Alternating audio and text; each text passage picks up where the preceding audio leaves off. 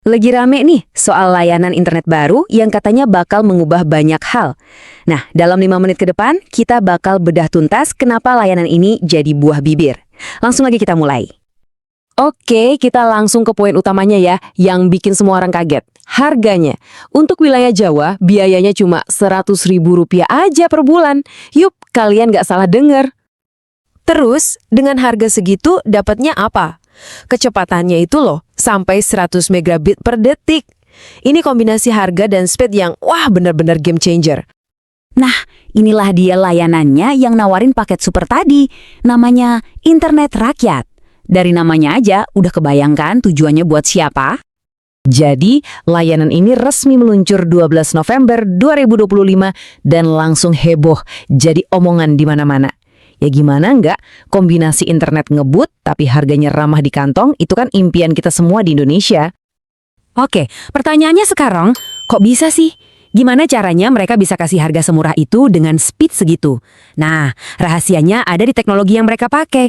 Teknologi yang bikin kita nggak perlu lagi ribet narik-narik kabel ke rumah.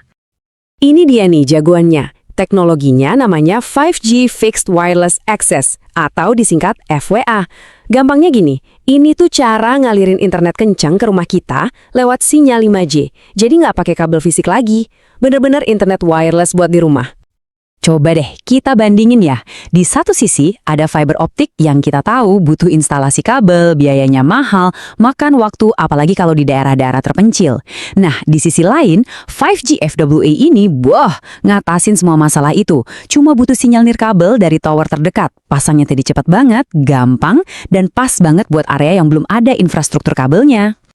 Nah, ini dia perangkat yang bakal kalian dapet. Keren kan? Modem ini dipinjemin gratis loh, jadi nggak ada biaya sewa bulanan. Speknya juga oke, udah pakai Wi-Fi 5, terus ada antena omninya biar koneksi di seluruh rumah stabil. Desainnya juga cakep, modern, nggak makan tempat. Oke, pasti kalian udah pada nanya-nanya nih. Ini adanya di mana aja, terus gimana cara daftarnya? Yuk kita bahas. Jadi, untuk fase pertama peluncurannya nih, internet rakyat udah bisa dinikmati di sebagian wilayah Jawa, Maluku, dan Papua. Emang ini baru langkah awal ya, tapi pastinya jangkauannya bakal terus ditambah ke daerah-daerah lain. Cara daftarnya juga gampang banget, dibikin sesimpel mungkin. Kalian tinggal buka website resminya, isi data diri, terus nanti ada verifikasi pakai kode OTP yang dikirim ke WhatsApp. Gampang kan? Abis itu, lengkapin detail lokasi, tinggal tunggu deh email konfirmasinya. Udah, kita doang, modern dan cepet. Proyek segede ini jelas gak mungkin dikerjain sendirian. Di belakangnya itu ada kolaborasi keren dari banyak perusahaan teknologi top. Ini yang bikin proyeknya jadi lebih kredibel dan terjamin kualitasnya. Jadi, ini tuh proyek keroyokan antara Search dari Indonesia dan Orexai dari Jepang. Dan gak cuma mereka berdua loh, mereka juga didukung sama banyak banget partner teknologi global yang kuat-kuat. Mulai dari yang nyediain infrastruktur jaringan sampai produsen chip-chip canggih. Nah, yang bikin makin menarik, teknologinya ini dibangun di atas Open RAN. Apaan tuh Open RAN? Gampangnya, ini arsitektur jaringan yang lebih terbuka. Jadi operator nggak dikunci sama satu merek doang, bisa campur-campur perangkat. Dan ini salah satu penerapan komersial pertamanya di Indonesia. Jadi ini bukti kalau internet rakyat tuh bukan cuma soal murah, tapi juga soal inovasi teknologi buat masa depan. Sekarang, yuk kita mundur sedikit dan lihat gambaran besarnya. Kenapa sih proyek internet rakyat ini penting banget buat masa depan digital Indonesia? Pemerintah sendiri ngelihat ini sebagai sebuah langkah yang strategis banget. Tujuannya apa? Ya buat ngebuka akses internet kencang buat semua orang, terutama buat saudara-saudara kita di daerah yang selama ini susah sinyal atau infrastrukturnya terbatas.